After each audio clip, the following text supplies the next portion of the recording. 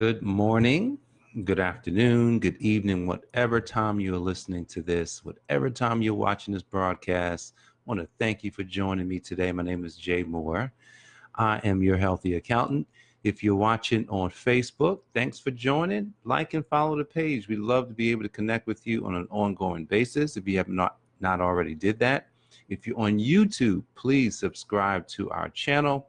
We definitely want to be an amazing channel on YouTube in the coming year of 2019. So thank you so much for joining me for today's enlightenment program, which is entitled Certainty, the third C to an enlightened life. And so this week we're talking about the 7 C's of enlightenment, the 7 C's to an enlightened life. And so I'm going to give you two different stories. I'm going to talk about one where right now we're talking about Saul, which is about to be Paul. And then I'm also going to share some enlightening information about myself, about how I have used this information that I'm sharing with you to actually live the enlightened life. And all of it was birthed out of me, out of nothing. You know, last week we talked about creation. We talked about something out of nothing. This program was created from nothing. There was nothing inside me that was visible that this would come out. But today, after it's almost 2 years. It's been about a year and a half. After a year and a half of doing broadcasts, speaking messages, you know, I can look back and say, wow, look at this. Look at what has happened. It was not here. If you were to poll people that went to high school with me, elementary school with me, this wasn't visible.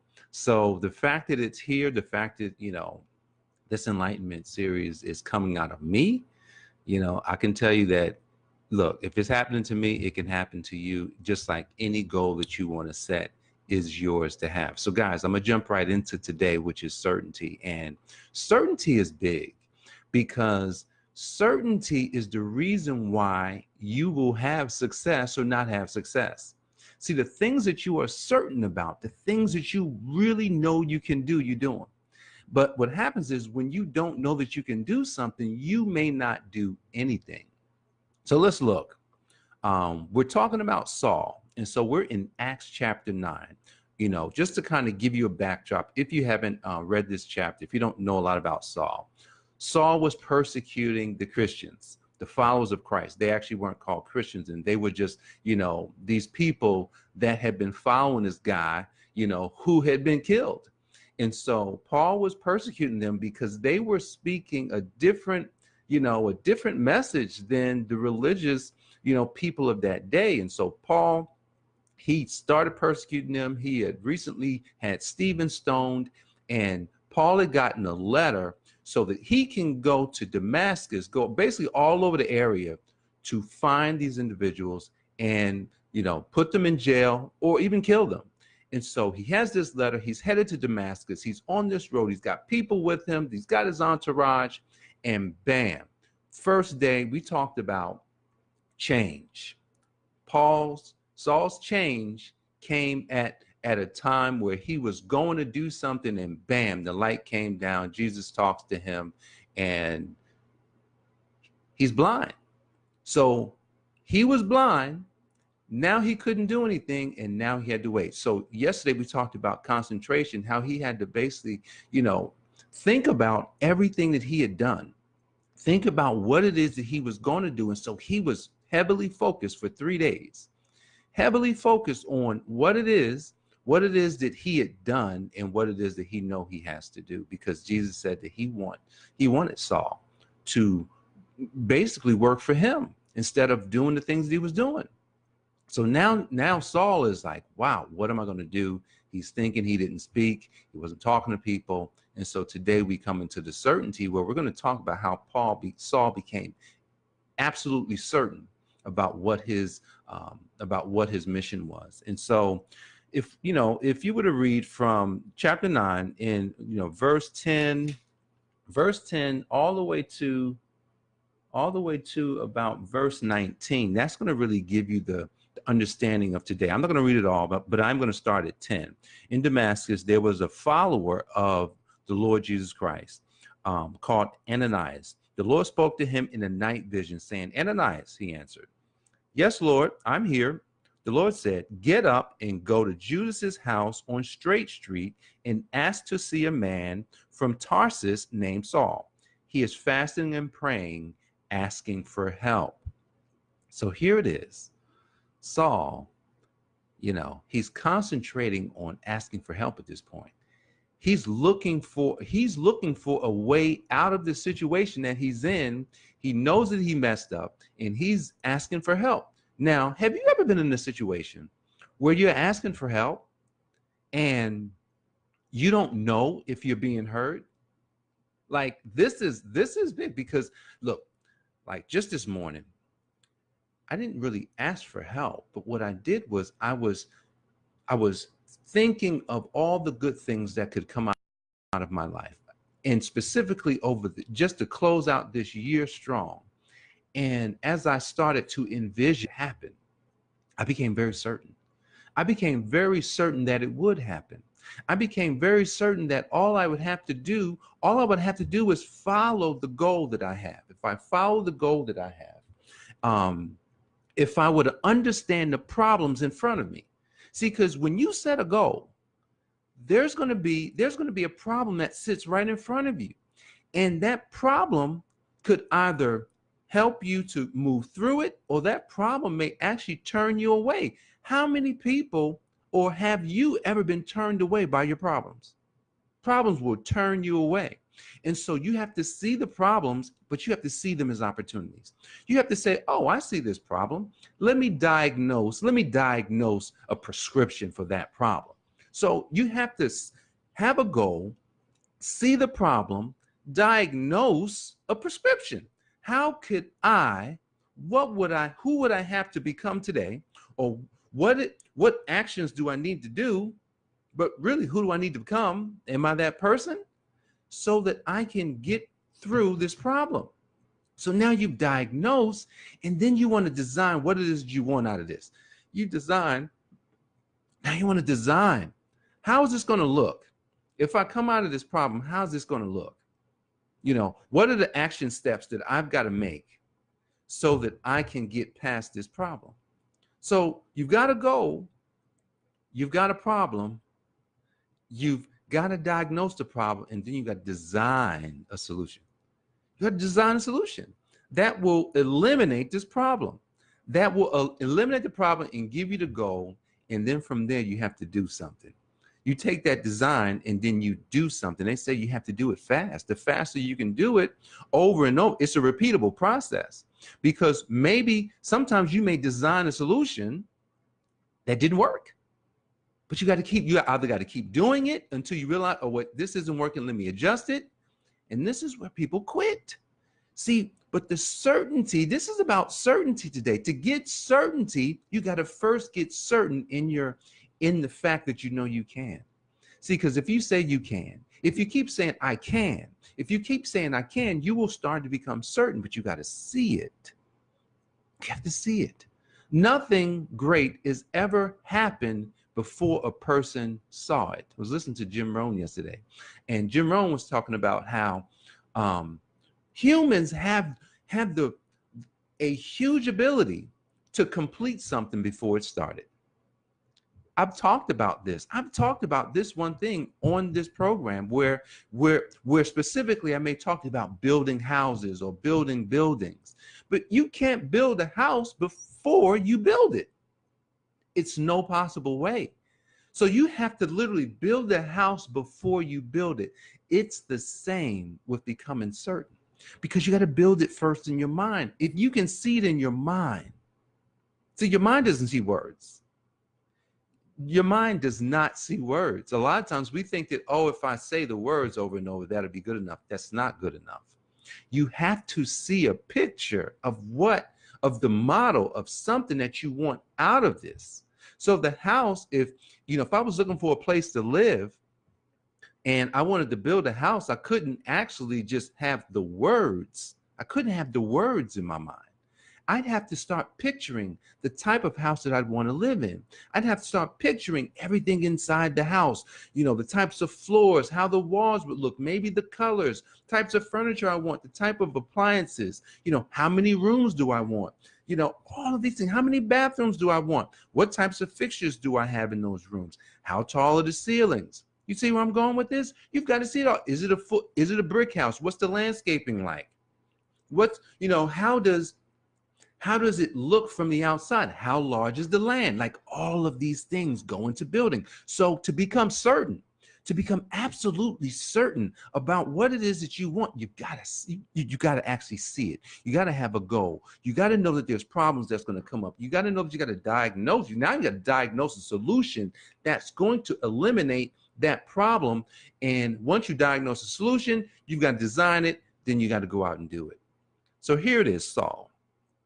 Getting back to Saul, right? We're getting back to how Saul became certain. And the way Saul became certain may be different how you may become certain, but I'm going to also talk to you about how you can become certain the way Saul became certain. So I'm going to skip down to verse 15. It says, the Lord said, go and do as I've told you. He's talking to Ananias now. Do as I've told you. I've chosen Saul to serve me, and I want him to carry the good news of salvation to the Gentiles, to the princes and kings and the Jews scattered throughout the empire. I also need to share with him how much he will have to suffer for my sake. Now that's an ouch. That is an ouch. Think about this. Jesus is saying, look, I'm going to use Saul to do some great things. But then he also says, I'm going to share with him. He's going to have to suffer. He's going to get some problems. He's going to have some pain. Do you see how this works? You're not going to solve a problem, a big problem, without going through pain. So he's telling Ananias that Saul's going to have some problems, but also Saul's going to do some great things. So Ananias went to the house where Saul was staying. When he met him, he said, Brother Saul, the Lord Jesus Christ stopped you on the road on the way here and sent me here to heal you. This is powerful. Paul has been asking for help. Paul has been in this room fasting and praying and asking for help. And here it is, someone shows up. Hey, I was sent by the one who you asked for help. And I'm going to help you. I'm going to remove, what you're dealing with. You're blind today. I'm going to heal you, is what he said. Then he placed his hand on Saul's head and said, receive your sight and be filled with the Holy Spirit. Instantly, like fish scales from Saul's eyes, instantly, something like fish scales fell from Saul's eyes and he could see. He stood up and went down to one of the rivers with Ananias, who baptized him. From then on, those who knew him, or those who knew about this conversation, began calling him by his Roman name, Paul. Then Paul ended his fast, and after eating something, his strength began to return. For a few days, he stayed with the believers in Damascus. How did Paul become certain? He asked for help. Paul was asking for help, and help showed up. He was healed, and instantly his problem was gone. Do you think he became certain at that point that what he experienced was real? See, because sometimes you could go through something and not realize that it was real. Like, a lot of times you could have an enlightening situation come upon you, but you don't know that it's real and you ignore it. A lot of times people ignore situations. People avoid situations. They let it linger. I've spoken to many people that avoid things. Say, man, I just avoid stuff. And so you don't want to avoid the enlightenment when it shows up. The enlightenment literally came down on Saul. Bam! He was blind. Then he asked for help. He didn't know that he would get it. He probably wasn't too sure if it will come, when it will come. He didn't know. And here it is, it came. It shows up, and he was instantly healed. Do you think he became certain? I absolutely believe at this point, Paul was certain that all the stuff that he believed in the past was wrong.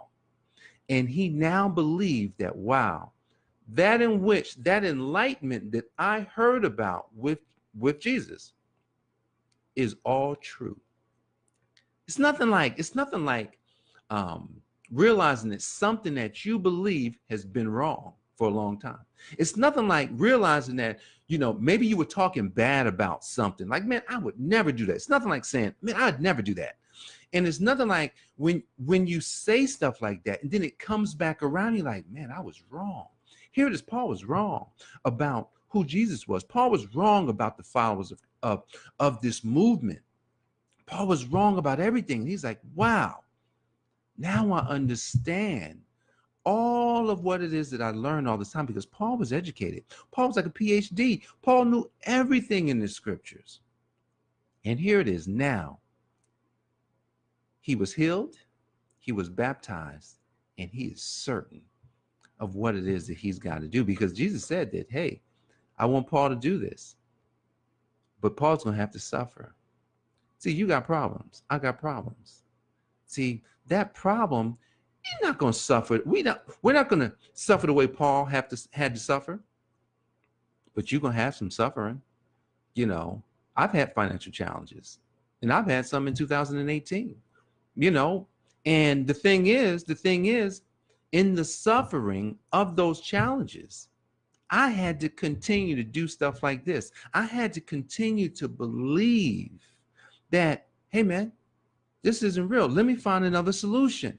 Let me concentrate on what is good. Let me concentrate on what I know that can happen. See, that's the thing about becoming certain. In order to become certain about life, about things, about how something can work, you actually got to have something that you're working towards. It's a goal. If you don't have a goal, then wherever you end up is going to be where you end up. And most people spend a lifetime with no goals or little goals, and they end up somewhere they don't want to be. That shouldn't be you, because you're understanding now that you must change. That's the first C of enlightenment. You're understanding now, once you realize that you've got to change, you've got to get concentrating on the change. You've got to start putting effort on the change. As you put effort on the change, you've got to build some goals up. You've got to see that, man, I've got to have some goals. I'm going to have problems. I'm going to suffer through these challenges. However, all I need to do is diagnose, see, where am I at? And how can I change? That's C again. How can I change? And then how can I design the life that I want? And then what is it in designing the life that I want? Who do I need to become? What are the action steps? What's the doing? And then how can I keep doing that over and over? And the faster you can do it, the quicker you will evolve into the person that you ultimately want to be. I heard a story recently. I can't remember the story, but the story was, it asked, the person was asked if, I'm trying to think, I just want to make sure I say it right. The person was asked about, if they were, I guess if they were on their deathbed and they could do it all over again, what would they do? And I think what they said was that they could be the person that they never became. Like it was powerful. And I'm probably not saying exactly the way that I should say it, but think about the potential person that you could be. And the potential person is anything that you could think of. The greatest person that you could be if you actually did that. And that is what the individual said, that if they could do that, that would be what they would want. The person that they never became, that they should have become. And so today, as you are moving throughout your enlightened life, change and getting concentrated on that change, and now building up certainty through understanding that problems are going to pop up on you, but you have to move through these problems quickly. the faster you can move through the problems, the faster you can do things that can help you to evolve. The faster you will be at the fourth C. See, the fourth C, after you gain certainty, you will be clear. You will have clarity. And that's tomorrow. You're gonna have clarity of purpose and where you're headed. So guys, today I want you to understand, I want you to take these first three C's: change, concentration, and certainty. If you haven't listened to either those first 2 days, I want you to listen to the first 2 days. I want you to read Acts chapter 9, the full chapter. Read the whole chapter of Acts, chapter 9. I don't believe I'm going to use the whole part, but definitely read it.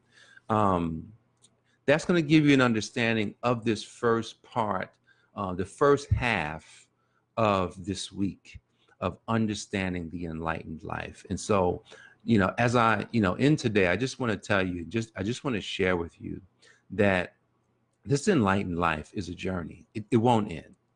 Even though on Saturday we're going to end the series, it won't end. It's going to evolve every day, every week, every day. You'll have to continue. So even though you may hear all the messages, like I'm going to go through all the messages, but I've got to continue to live the message. I've got to continue to be that in which I would want to be. I've got to continue to do all that I should do every single day. The worst thing that a person could do is focus too much on the past or focus too much on the future. You can only do what you can do today. So guys, the reality of life is this. The only part of reality that you can deal with is the present. But the funny thing about the present is that you can be in the present and see the past and see the future all at the same time. So imagine this: if you could be in the present and see the past and see the future, then it's best that you see the best, that you see what's good for you, that you are certain that you will change. Because the human being, the human species, is the only species that was created that does not have to live off of instinct. Every other species has to live off of instinct. They can't change their thoughts. But the human can live off of change. You can change today. So guys, go out there today. Understand that having a goal, you want to have a goal, understand the problems in front of you, and then prescribe, diagnose the problem. Really understand what that problem is so that you can design the outcome that you want, and so that you can do what you need to do, what you want to do to have that outcome. So guys, I appreciate you for joining me today. And this has been the third installment of the 7 C's of the enlightened life. And today we talked about certainty. Tomorrow we'll be talking about clarity. So right smack dab in the middle of the week, it's getting clear. Clarity of purpose of where you're headed. And so that's going to be tomorrow's message. I look forward to seeing you back here tomorrow. All right. So if you are in real estate agents and realtors, even real estate investors, I'd like to speak to you now. I want to speak to you today, tomorrow, before the end of the year. I want to help you. I'd like to be able to diagnose something for you so that you can see exactly where you're headed in your business with your taxes. Many people overpay in their taxes. Many people overpay, even those that are on top of their tax. I speak to people every day, even though they file taxes, they overpay because they're not doing certain things. Look, I'd like to help you today. If I can help you, if you know a real estate agent, if you're not a real estate agent or realtor, or, I can help a lot of people in business. If you do have a business and, you're making some money and, you still want to kind of talk to me because you want to understand some things, I'm open to talking to you as well. My niche is real estate. So, but, to kind of keep things fair, I want to help you. That's what I want to do. I want to help you not to overpay. bump the refunds. Get a refund. Get a refund not because you overpaid. Get a refund because the government got to give you money because you did some right things. That's why you want to get a refund. And so, guys, I want to help you out today. Schedule a call with me. Send me an inbox on Facebook, so that I can so that we can get on the calendar. Look, guys, there's less than 2 weeks left in this year. I'd like to be able to help you this year, save you some money on your taxes this year. And if that's something that you want, definitely book a call with me. And look, like and share on this video content, because I'd like other people to be able to see it. And if you know any realtors or real estate agents, please feel free to give them my information. Give me their information. I'd love to connect with them. All right, guys, I appreciate you, and I look forward to